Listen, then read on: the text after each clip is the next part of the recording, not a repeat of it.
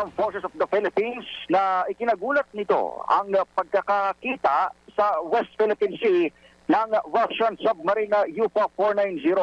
Ayon kay Rear Admiral Roy Vincent Trinidad, tagapagsalita ng Philippine Navy sa West Philippine Sea, ito ang unang beses na nakadetect ang bansa ng katulad datak vessel mula sa Russia.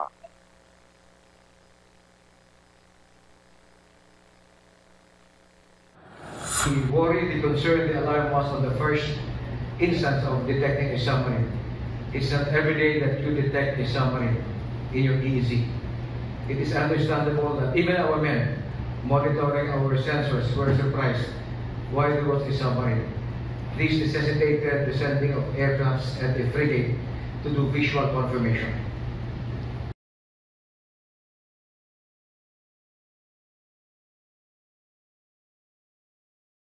Ng radyoan kasi ng mga Pinoy sa layong 80 nautical miles, kanluran ng Occidental Mindoro, nabatid na nagpapahupa lamang ng sama ng panahon ng submarine na galing sa isang aktibidad sa Malaysia.